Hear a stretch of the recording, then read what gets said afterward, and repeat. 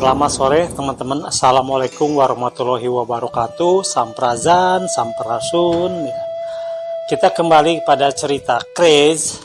Jadi setelah benuamu ini runtuh dan menjadikan dataran tingginya adalah salah satunya ini adalah Kepulauan Nusantara, Kres akhirnya menikahi satu bangsa yang memang dikloning oleh Lemurian 40%, yaitu bangsa Lambeka. Bangsa Lambeka ini berada di daerah Greece atau daerah Yunani kuno.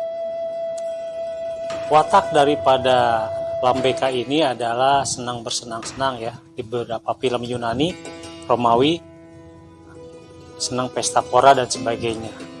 Tetapi basic dari watak bangsa Lambeka ini adalah pemalas. Akhirnya Kres menikahi banyak wanita dari bangsa Lambeka yang akhirnya melahirkan dua bangsa, yaitu satu bangsa Yahudi kuno, yang kedua adalah bangsa Aryan Jerman. Nah, dari beberapa anak cucunya ini terlahirlah beberapa penemu karena mereka mempunyai IQ yang lebih tinggi, energi yang lebih tinggi, karena Kres ini adalah mempunyai energi sekitar 10%. Sedangkan bangsa Lemurian atau Aryan, bangsa Rama, bangsa Kaina, bangsa Negrida, bangsa Arabina, atau manusia sekarang ini rata-rata memiliki energinya 2,5%. Akhirnya bangsa Yahudi kuno dan bangsa Aryan memang mereka memiliki energi sekitar 8%. Lahirlah penemu-penemu yang mempengaruhi peradaban manusia, karena penemu-penemu ini melahirkan beberapa teknologi dan pengetahuan, dan merekalah yang mewarnai dunia. Baik, kita lanjutkan. Mr. Crazy ini masuk dalam beberapa timeline peradaban. Banyak peradaban yang dimasuki, kita rangkum saja. Yang pertama adalah Mr. Crazy masuk pada zaman Nabi Musa. Nabi Musa adalah utusan dari Lemurian. Nama aslinya adalah Mazernak, yaitu menjadi tokoh Samiri yang merupakan anak buah dari Mazernak. Itu memang tugasnya adalah menghalang-halangi daripada tugas dari Mazernak ini, yaitu dengan kasus perkelahiannya Samiri yang dibela oleh Mazernak, yang akhirnya konflik berkepanjangan sampai 2 kali dan dikejar-kejar sampai cerita yang sudah ada di masyarakat, yaitu bagaimana Mazernak melarikan diri dari kejaran Firaun dan ada peristiwa membelah laut. Yang kedua adalah mengenai Kres yang masuk, yaitu di kerajaan Asoka ya. Selanjutnya Kres masuk di cerita di Transylvania, yaitu Mr. Dracula. Selanjutnya Kres sebagai Sinkom Jerman tahun 1700. Selanjutnya Kres lah yang membuat satu komunitas atau suatu perkumpulan, yaitu Illuminati, Freemason, yang akhirnya Kres itu menciptakan satu strategi namanya New World Order atau NWO dengan logo dan simbolnya. Nah, kita bahas satu-satu ya.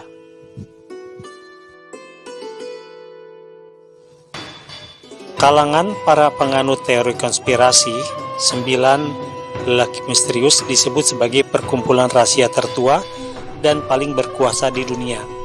Perkumpulan ini pertama kali didirikan oleh Raja Asoka dari India yang legendaris kurang lebih 273 sebelum Masehi. Ini berarti usia perkumpulan ini sudah lebih dari 2000 tahun. Setelah menerima kekalahan dan kematian prajuritnya, kurang lebih 100.000 tewas, Maka Raja Asoka yang sudah bertobat akhirnya bersumpah untuk mencegah umat manusia menggunakan kecerdasannya untuk tujuan jahat. Setelah itu, menurut legendanya lagi, ia mendirikan sebuah perkumpulan yang terdiri dari 9 lelaki untuk menjaga pengetahuan rahasia yang mereka miliki supaya jangan sampai jatuh ke tangan orang-orang yang salah. Maka dimulailah era pengetahuan rahasia di bawah pemerintahan dan pengawasan sang raja. Sejak itu hingga 2000 tahun berikutnya, hasil penelitian seperti struktural material, psikologi, dan berbagai ilmu disembunyikan di dalam tirai yang bertopengkan 9 lelaki yang dipercayakan dengan rahasia-rahasia besar ini, yaitu 9 lelaki misterius. Masing-masing dari 9 lelaki misterius tersebut diberi tanggung jawab untuk menjaga satu buku yang berbeda-beda. Bukan hanya diharuskan menjaga pengetahuan yang ada di dalam buku yang menjadi tanggung jawabnya, mereka juga diwajibkan untuk mengembangkan pengetahuan yang ada di dalamnya.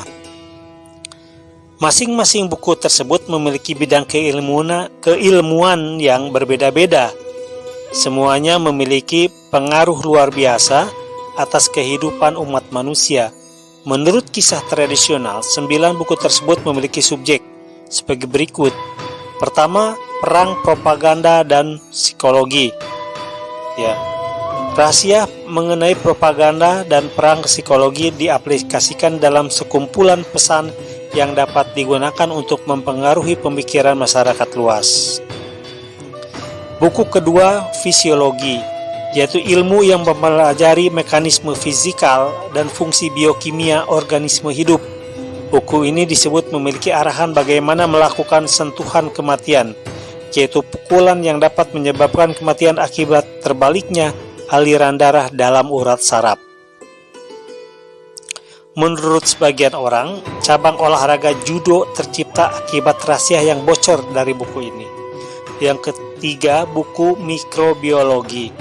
Beberapa spekulasi yang berkembang menyebutkan bahwa buku ini tidak terbatas pada topik mikrobiologi saja, melainkan juga bioteknologi.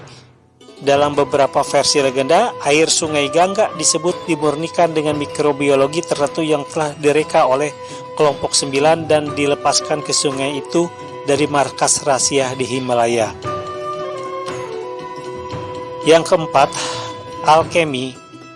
Buku ini disebut menyimpan pengetahuan mengenai alkemi, seperti mengubah logam menjadi emas.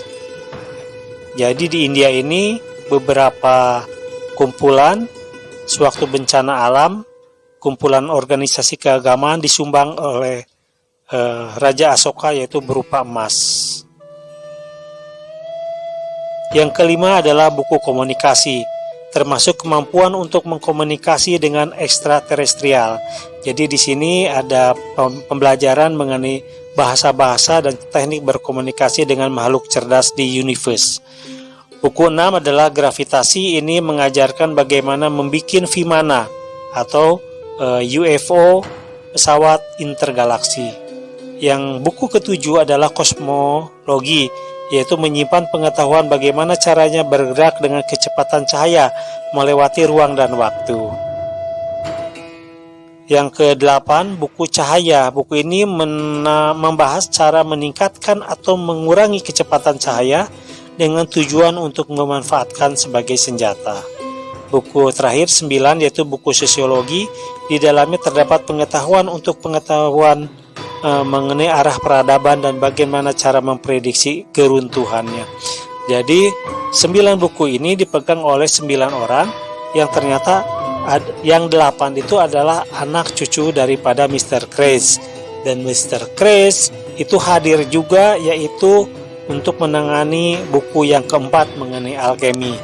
Nah, itu sekilas sedikit cerita tentang 9 lelaki misterius. Baik, kita bercerita tentang Kress sebagai Mr. Dracul, seorang penguasa di salah satu kota di Transilvania, yaitu sekitar tahun 1400. Beliau adalah penguasa Wallachia, kerajaan di selatan Transilvania, Dracul adalah gelar yang berarti naga, berkat keterlibatannya di Order of the Dragon, orde militer Kristen yang didukung Kaisar Suci Romawi. Menurut versi Kurang Lembur atau Lemurian, Vlad adalah sosok Mr. Craze untuk meregenerasi sel agar tetap muda fisiknya secara berkala meminum darah dan memakan otak bayi. Untuk mensupport eksistensinya, Craze membuat satu bangsa namanya Yajrema atau vampir. Bangsa Yajrema adalah bangsa mutan hasil rekayasa genetika Balamin atau Mr. Craze. Bangsa ini sudah musnah, tetapi perilaku mereka udah masuk kemana-mana. Gennya diambil dari Mr. Craze itu sendiri dengan campuran berbagai macam virus dan hormon. Itulah cerita tentang Craze, walaupun tidak semua itu cukup mewakili pembaca memahami peradaban yang ada di dunia ini, sehingga Craze menjadi tokoh penyeimbang. Tetapi kita tidak boleh membenci sosok ini karena memang tugasnya menjadi sebagai penyeimbang untuk membuat kita itu menjadi lebih kuat, saling memakmurkan, saling tolong-menolong, dan mengoptimalkan otak kita dengan cara berpikir sehingga kita menjadi manusia yang cerdas dan menjadi manusia-manusia Anjana Gapida Yangga, yaitu manusia-manusia yang memang menjadi gerbang untuk ke Sang Maha Pencipta. Terima kasih.